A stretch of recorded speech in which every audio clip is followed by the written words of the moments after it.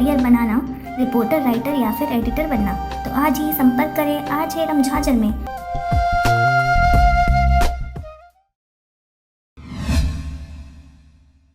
नमस्कार, आप देख रहे हैं आरजे रमझाझर और मैं हूं पुखराज सिंह। बिलासपुर के मोपका इलाके में अज्ञात आरोपियों ने धारदार हथियार से एक युवक की हत्या कर दी।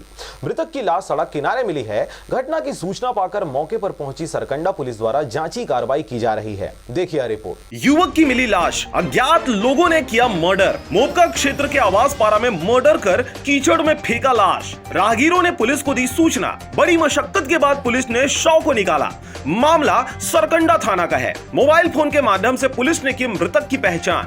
मृतक का नाम पुष्पराज राजकिशोर नगर निवासी बताया जा रहा है। घटना सुबह की है। खबर है बिलासपुर जिले के मोपका क्षेत्र का, जहां पर आवास पारा में अज्ञात आरोपियों ने धारदार हथियार से युवक की हत्या कर दी। मृतक की लाश सड़क किनारे मिली। घटना की सूचना पाकर मौके पर पहुंची सरकंडा पुलिस मामले की जांच में जुट गई है। मोपका आवास पारा के पास एक अज्ञात व्यक्ति की लाश मिली है। उसके फोन तलाशी लेने पर उसके फोन से जानकारी मिली कि उसका नाम पुष्पराज उर्फ अल्पू है, राजकिशोर नगर का रहने वाला है।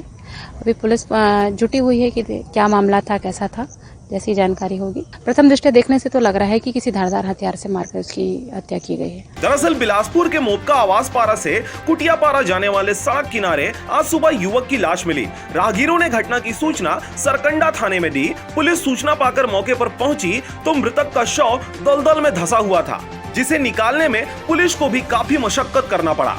जांच के दौरान मृतक के मोबाइल से उसकी पहचान राजकिशोर नगर निवासी पुष्पराज उर्फ अल्पू के रूप में हुई। उसके शरीर पर धारदार हथियार से वार के निशान है। मृतक पुष्पराज वहां कैसे पहुंचा और किसने उसकी हत्या की, पुलिस इस बात की जांच में जुटी हुई है।